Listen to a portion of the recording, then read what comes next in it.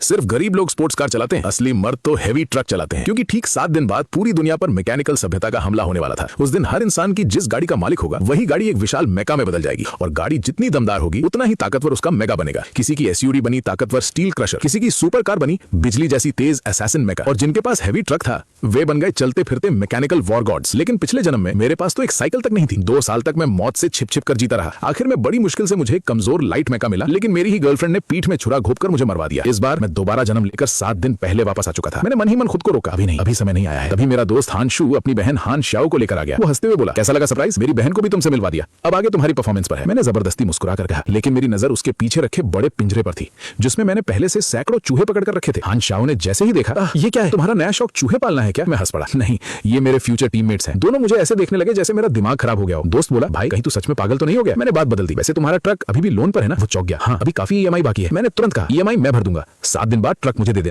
भाई तू तो भगवान निकला। मैं मन ही मन मुस्कुराया, 7 दिन बाद तुम्हें पता चल जाएगा भगवान कौन है। दोनों वहां से चले गए। मैं उनकी जाती हुई पीठ देखकर धीरे से बोला, जितना हंसना है हंस लो, 7 दिन बाद पूरी दुनिया रोने वाली है। 7वां दिन दोपहर के समय अचानक आसमान में एक चकाचौंध कर देने वाली सफेद रोशनी फूटी। जब लोगों की आंखें खुली, पूरा आसमान काले बादलों से ढक चुका था। फिर एक मैकेनिकल आवाज पूरी दुनिया में गूंजी, मैकेनिकल सिविलाइजेशन अराइवल, 3, 2, 1 स्टार्ट। अगले ही पल आसमान से लाखों उल्काएं गिरने लगी। हर उल्का के अंदर एक युआन क्रिस्टल था। साथ ही हर इंसान के दिमाग में एक सूचना गूंजी, आपके नाम पर मौजूद सभी वाहन अब मेका में परिवर्तित किए जा रहे हैं। मैंने उत्साह से अपनी हथेली आगे बढ़ाई। एक काले हीरे जैसी चमकती मेका कोर मेरे हाथ में आ गई। मैंने तुरंत आदेश दिया, फ्यूजन। धड़ाम, मेरे सामने खड़ा भारी ट्रक बदलने लगा।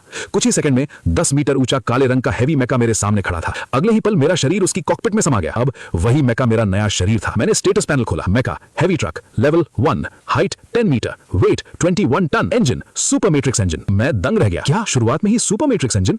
सामान्य मेका तो सिंगल कोर इंजन के साथ आते थे, उसके ऊपर मैट्रिक्स इंजन और सबसे ऊपर सुपर मैट्रिक्स इंजन। मैंने तुरंत मीले टाइप चुना। अब लेवल 10 पहुंचते ही पहली एवोल्यूशन हो सकती थी। मैंने जमीन पर पहले से तैयार रखी अपनी तलवार और ढाल उठा ली। Alloy battle sword, battle power +3, alloy battle shield, battle power +3। फिर मैं पूरे वेग से पहाड़ की तरफ दौड़ पड़ा। 10 मीटर ऊंचा विशाल मेका पहाड़ पर ऐसे दौड़ रहा था मानो समतल सड़क हो। कुछ ही मिनटों में मैं शिखर पर पहुंच गया।